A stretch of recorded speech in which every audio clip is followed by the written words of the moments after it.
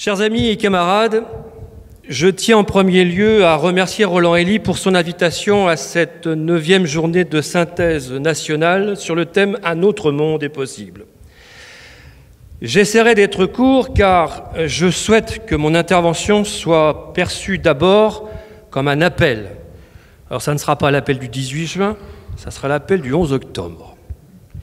Aujourd'hui, l'heure n'est plus seulement au fait du meilleur buzz sur Internet, ni du meilleur happening, mais les temps sont ceux du rassemblement au-delà de nos querelles philosophiques, militantes ou idéologiques. Faire de l'agitation, c'est parfois agiter un bâton dans l'auge du cochon. Il faut sortir de nos cours de récréation ludique maintenant. Où est donc le million de manifestants contre le mariage pour tous face aux millions de migrants qui arrivent en Europe? Hiérarchisons les priorités. Qui nous menace? Soyons réalistes. Il s'agit de défendre notre Europe, notre terre de France. Et pour cela, nous devons aujourd'hui unir toutes nos forces militantes et politiques. Tout porte à nous convaincre que plus rien n'est possible. Les médias, les autorités politico-religieuses savent s'en charger. Ils savent tous nous lobotomiser. Je mesure la désolation de certains d'entre nous. Je connais le désarroi aussi. Au-delà de toute exagération commode, nous n'abandonnerons jamais. Nous resterons fidèles à nos héritages, héritages de conquêtes et de batailles, si propres à nos valeurs et à notre culture. Souvenons-nous de notre histoire et de ces grands héros qui ont su rassembler nos querelles en une unique volonté de reconquête. La France, notre terre, en est riche et ses victoires ont fait d'elle un véritable phare du monde. Il ne s'agit plus de refaire encore un nouvel état des lieux. Nous le supportons aujourd'hui sans autre commentaire à faire, puisqu'il est à nos portes, dans nos villes, nos villages, nos régions, nos quartiers et nos cages d'escalier. Nous le savons, les intellectuels sont toujours portés au totalitarisme, bien plus que les gens ordinaires. Je nous invite à relire Orwell, qui est d'une cinglante actualité. Les nations de notre continent européen sont menacées dans l'essence même de leur identité. Les peuples européens sont en voie de disparition démographique voulue, programmée, calculée. Notre histoire semble nous échapper et ne plus nous appartenir, comme si le destin de notre civilisation glissait entre nos doigts. Telle une prophétie révélée, nous vivons le camp des saints. Les peuples européens sont aujourd'hui dans une voie de tiers-mondialisation. Mais nous ne ferons pas profil bas. Nous saurons nous redresser.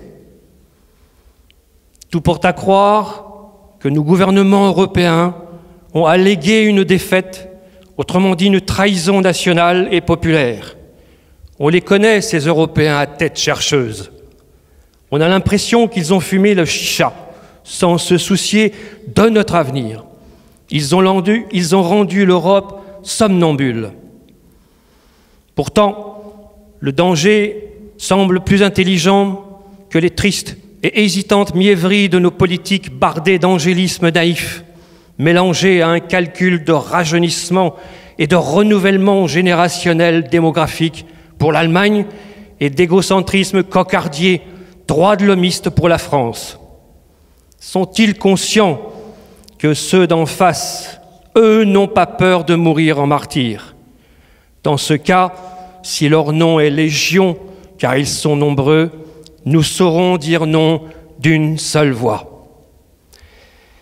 C'est oublier que les conséquences d'un acte sont incluses dans l'acte lui-même. Le discours politique est destiné à donner au mensonge l'accent de la vérité, à rendre le meurtre respectable et à donner l'apparence de la solidarité à un simple courant d'air.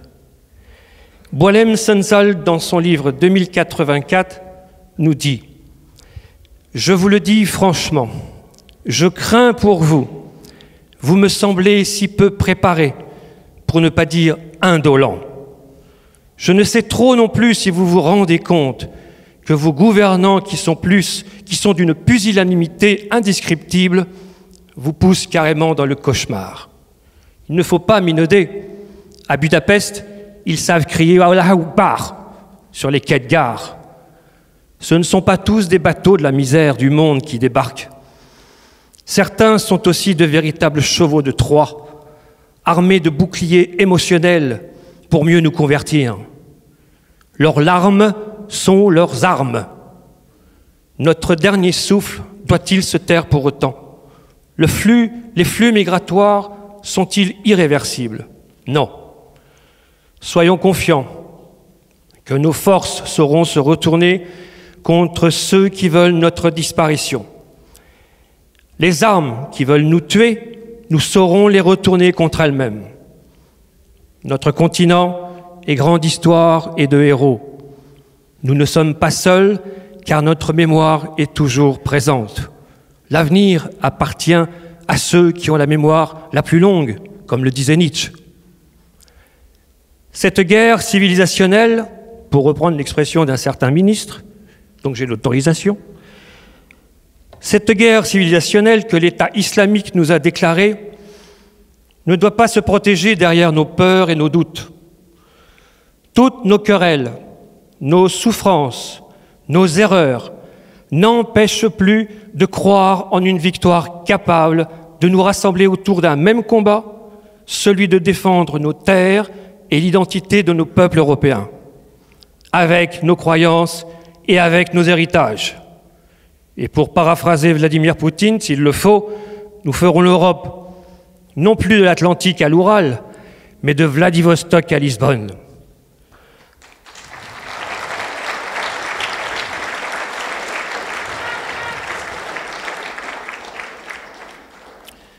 On prête à François Mitterrand les propos suivants avant sa mort.